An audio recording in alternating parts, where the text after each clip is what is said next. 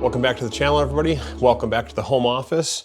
And that means one thing. We are back on the Build Your Own House series.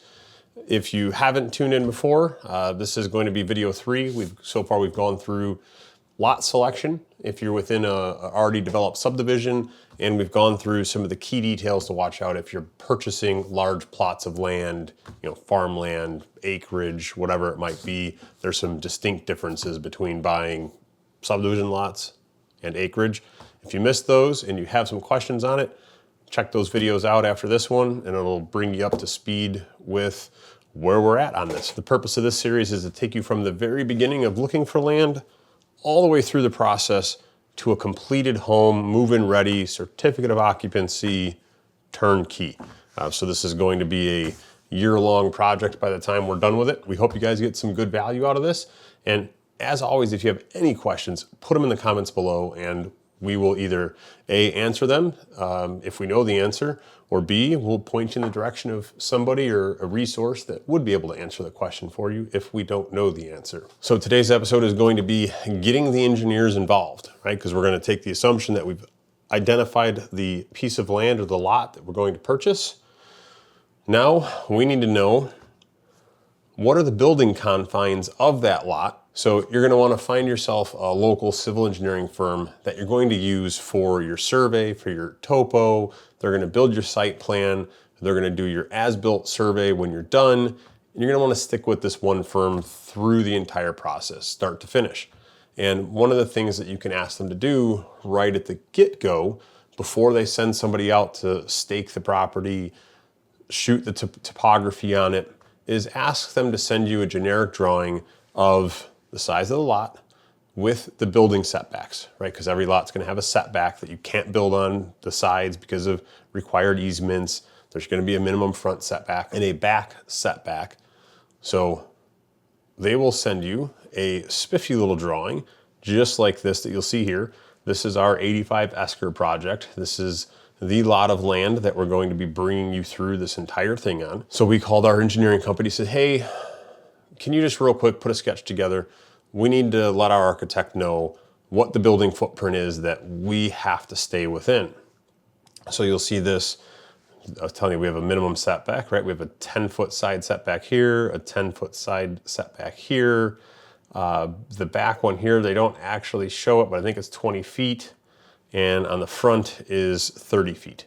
So we have to stay within that. We can't go over it. So once you have this piece of information available, you now have a couple choices to make. This is when you need to decide if you're going to work with an architect or a draftsman from the start of the project, or if you're going to go find yourself a set of plans that's either what you want or able to be modified to what you want. Another very important thing at this phase is being honest with yourself about what your realistic budget is. You want to know how much money you can spend on your project before you get into designing a house. If you're going to work with an architect or a draftsman, you're going to want to tell them up front, hey, this is kind of the budget I want to stay within, not to exceed.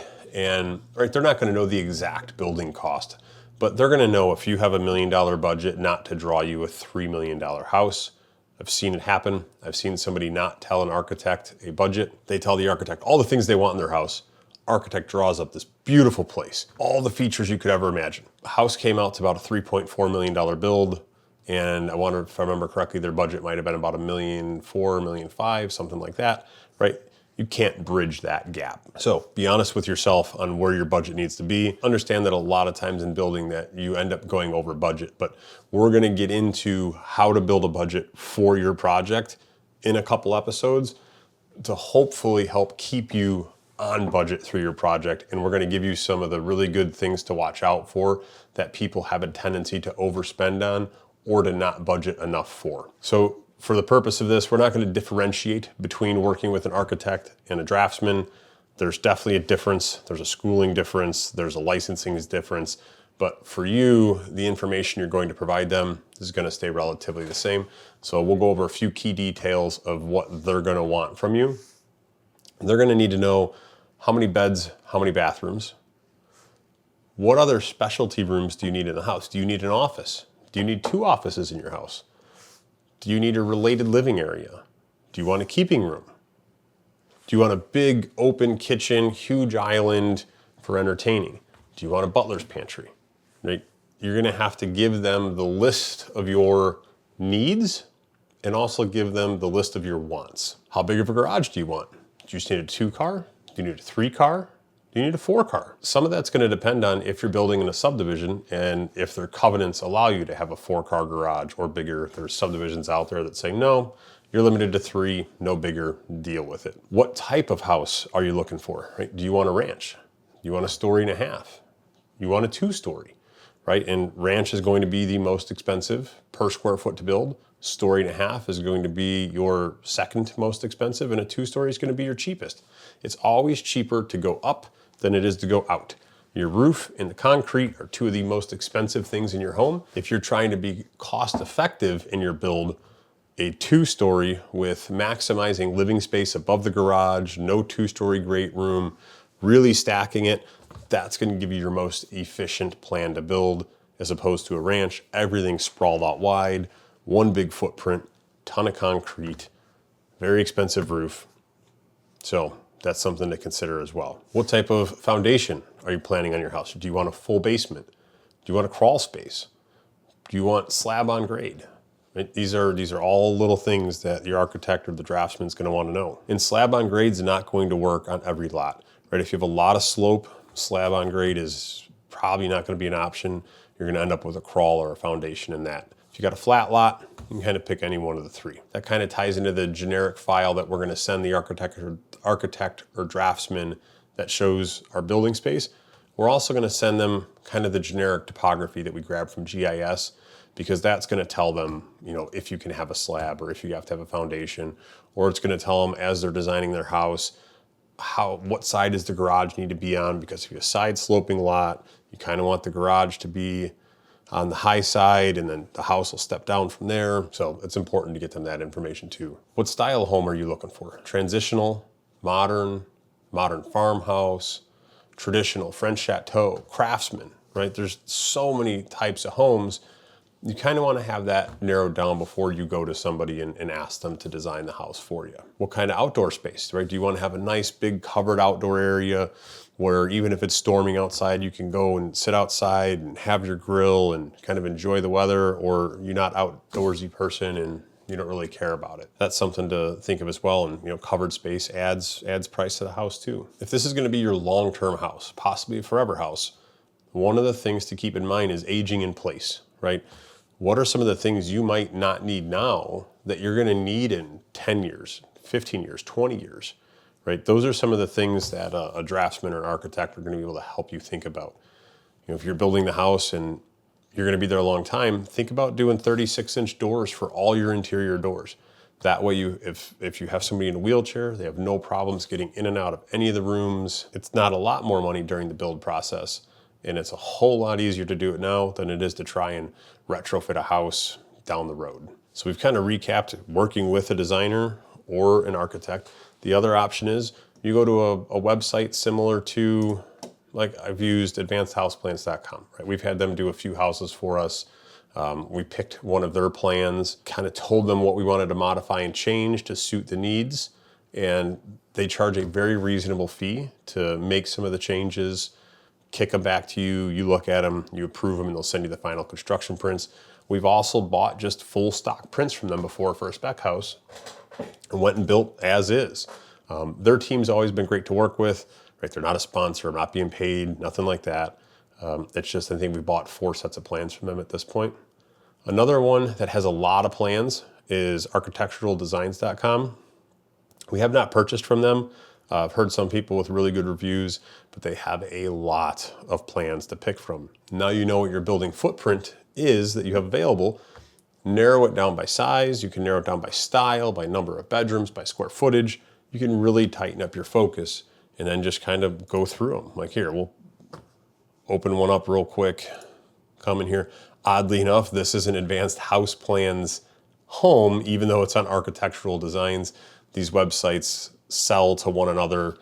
So you come in here and it gives you, square footage, beds, baths, It gives you it gives you the layout of the house, the size of the rooms, and you kind of just comb through until you might find one or two that are close to what you need.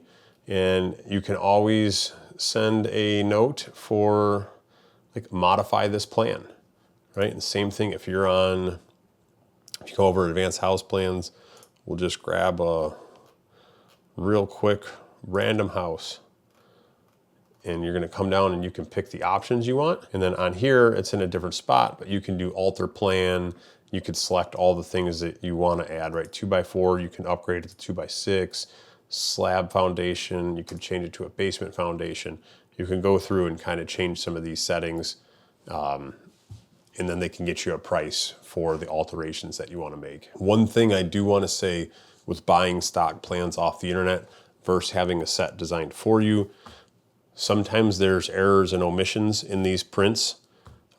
I would recommend, if you're not familiar with building, my recommendation would be to show the set of prints to a builder, maybe a friend who's built a few houses before, or even have a local draftsman just review them and see if they can find anything that's going to be a conflict during building. Right? We've had one house where the mechanical chase that ran up to the second story, it didn't leave enough room for the ductwork to make the bend into the attic. The roof slope was too low, created this tight space. And so we didn't catch it during the design phase. We had to, on the fly, alter the framing to give us room to get into the attic. Another house had a steel support beam in a garage that the way it was drawn and designed, it actually would have stuck through the roof by like 3 inches. So again, on the fly, we had to kind of redesign and re-engineer that garage to keep the beam below the roof. There can be some nuances and some problems that come up in these prints. And if you're not familiar with building, they can sneak up on you and you can find yourself with a half frame house that something doesn't work and you're scrambling to try and fix it. I would recommend having somebody look at it and help you avoid that. It's not fun. Even as somebody who's been building for several years now, I still miss stuff on prints. Nobody's perfect. We all do. But I've been around it a long enough time now where I can adapt and solve these problems on the fly. After you've seen enough houses go together, you kind of learn how you can fix things, what you can change to make something work that wasn't going to work. It's not fun having to learn that stuff on the fly, so try and avoid it. So in recap, right, we've got our civil engineers involved, we got a rough site plan kind of sketched up that shows us how big our building plot is. We've given that to a designer or an architect, or we've went and started to look at plans. We have figured out what we want our budget to be. We figured out our needs, our wants, and we might have to give and take a little bit on that as we kind of go through the budgeting process here in the near future. You know, we figured out the type and the style of home we want. And from here forward is where it really gets interesting. You start to see something come to paper because the next step is going to be reviewing preliminary prints from your designer. On this project, we used an architect. So we're gonna walk you through the kind of the revision process we went through. We'll share with you exactly what we gave to the architect for our requirements, our wants, our needs, and show you kind of how we went back and forth, show you what we ended up with, and we'll show you the site plan for that, some of the nomenclature that's on there, some of the things that you can look at and help you understand what's there. And if you guys want, let me know in the comments below.